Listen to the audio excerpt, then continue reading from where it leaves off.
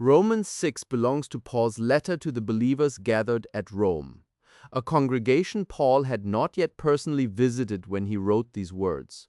Chapters 5 and 6 together form one continuous argument.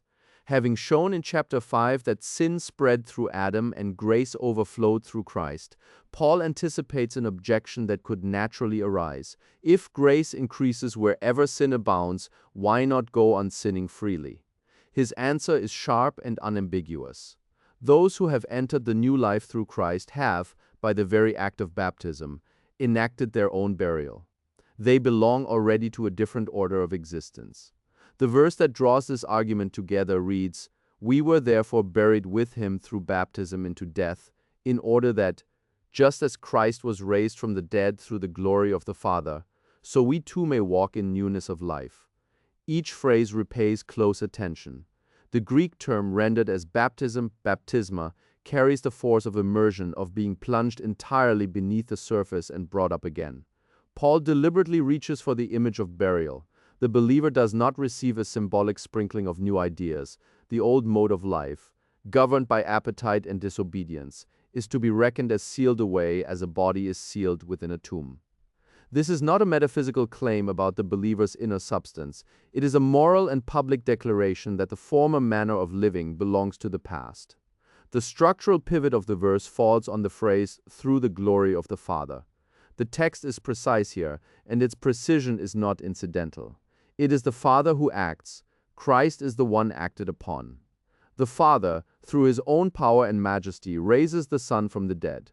Christ did not raise himself by some inherent divine capacity. He was raised, as a man truly dead is raised, by the power of another who is greater. As Paul writes in Philippians 2:8-9, Christ humbled himself and became obedient unto death, even the death of the cross, and therefore God highly exalted him. The obedience came first, the exaltation followed as a reward, a vindication granted by the Father in response to the Son's total faithfulness. God resolved, out of his sole and supreme goodness, to raise the one who had perfectly followed the path of righteousness, and thereby to place before all humanity a vivid and convincing sign that such a life is honored and confirmed. From this foundation flows the moral summons of the verse, "So we too may walk in newness of life." Baptism, on this reading, is not a sacramental mechanism that deposits divine substance into the believer's soul. It is a commitment, sealed and symbolized, to live in the manner Christ himself lived, pursuing the sobriety, righteousness, and devotion that belong to those who await the promised resurrection. The letter to Titus speaks of living soberly, righteously, and devoutly in the present world as the fitting disposition of those who hope in God's mercy. And this is precisely what Paul intends by the phrase newness of life. It is not a static metaphysical condition. It is a continuous movement, a walking, a daily reorientation toward the example Christ set and the promise God made. Trinitarian interpreters read this passage as a statement about ontological union with the eternal divine Son.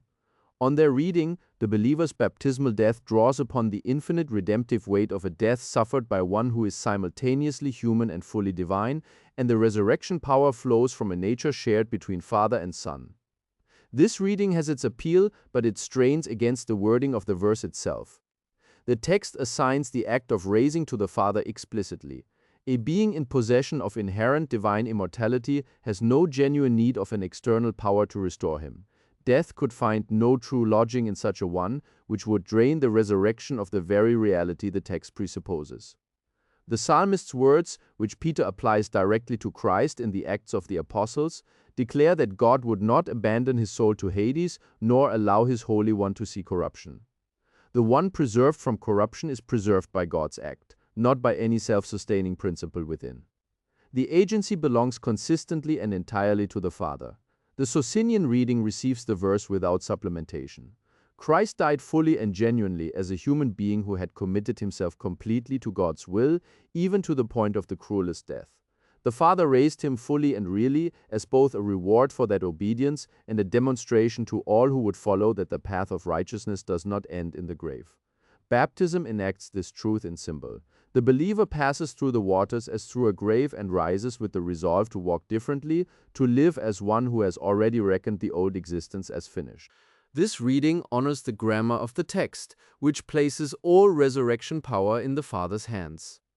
It takes Paul's ethical argument at its full weight as a summons to transformed living rather than a meditation on divine natures. Most of all, it holds the figure of Christ in the place Paul gives him, not an abstract ontological claim, but a concrete witness of one who lived, suffered, died, and was raised by God, and who invites all who walk in his steps to trust the same God who raised him. In closing, I want to encourage you, examine for yourself, search diligently, read the scriptures with an open and rational mind. Sozinianism does not rest on tradition or church authority, but on the conviction that God's truth is rational, clear, and morally sublime. If this perspective has resonated with you and you wish to explore the biblical Unitarian view further, visit www.sozinianismus.de for in-depth articles, studies, and reflections on central theological questions. If this video has been helpful, please support this work with a like and subscribe to the channel so you never miss another contribution on the unity of God, the teaching of Jesus, and the rational interpretation of Scripture. Until the next video.